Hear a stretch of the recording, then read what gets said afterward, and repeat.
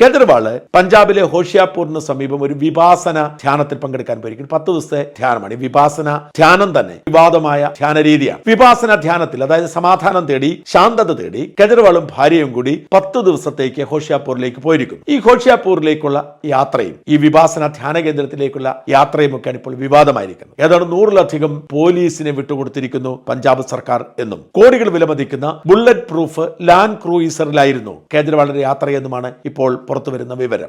അനേകം പോലീസ് വാഹനങ്ങളുടെ അകമ്പടി, ആംബുലൻസ്, നമ്മുടെ ഈ നാട്ടിലെ പോലത്തെ ഇടിവണ്ടികളെ, തോക്കുധാരികളായ പോലീസ് ഉദ്യോഗസ്ഥരടക്കം VIP ആയാണ് കേജ്രിവാൾ ഈ ഹോഷിയാപൂരിലേക്ക് യാത്ര ചെയ്തെന്നാണ് പ്രതിപക്ഷം ആരോപിക്കുന്നത്. വീഡിയോ ദൃശ്യങ്ങൾ പുറത്തു വരുന്നുണ്ട്. ഈ വിവാദത്തിന് ആം ആദ്മി പറയുന്ന ന്യായം, പഞ്ചാബ് സർക്കാർ ഡ്രഗിനെതിരെ, മയക്കുമരുന്നിനെതിരെ വലിയ പോരാട്ടം നടത്തുകയാണ്. കേജ്രിവാളാണ് ആഹ്വാനം നൽകിയിരിക്കുന്നത്. അതുകൊണ്ട് ലഹരിയുടെ കേന്ദ്രമായിരുന്ന പഞ്ചാബായിരുന്നു ലഹരിയുടെ കേന്ദ്രം. ലഹരിയുടെ കേന്ദ്രമായിരുന്ന പഞ്ചാബ്, അവിടെ അകാലിദളും കോൺഗ്രസും ഒക്കെ ഈ ലഹരി കച്ചവടക്കാരുടെ ദല്ലാളന്മാരായിരുന്നു. അവർക്കെതിരെ ശബ്ദമുയർത്തിക്കൊണ്ടാണ് ആം ആദ്മി പാർട്ടി അധികാരത്തിൽ വന്നത്. ലഹരി മാഫിയെ തുടച്ചു നീക്കാൻ സംസ്ഥാന വ്യാപകമായി റെയ്ഡ് നടക്കുന്നു. അതുകൊണ്ട് തന്നെ ലഹരി മാഫിയയുടെ കണ്ണിലെ കരടാണ് ആം ആദ്മി പാർട്ടി നേതാക്കൾ. ആ ഒരു കാരണത്താൽ ലഹരി മാഫിയ തീർത്തു കളയുമോ എന്ന ഭയം കൊണ്ടാണ് കേജ്രിവാളിന് ഈ സുരക്ഷ ഒരുക്കിയത് എന്നാണ് അവരുടെ വാദം. അതിനെ പൂർണ്ണമായും തള്ളിക്കളയാൻ സാധ്യമല്ല. കാരണം ലഹരി മാഫിയ വളരെ പവർഫുൾ ആണ്. ലോകത്തെല്ലായിടത്തും അങ്ങനെയാണ്. നമുക്കറിയാം, കൊളംബിയയിലൊക്കെ അവിടുത്തെ നേതാക്കന്മാരുടെ, പോലീസ് കമ്മീഷണർമാരുടെ തല വെട്ടി കെട്ടിത്തൂക്കിയിട്ട് പോകും. അത്ര ശക്തമാണ് ഈ ലഹരി മാഫിയ. ലഹരി മാഫിയ ആഗോള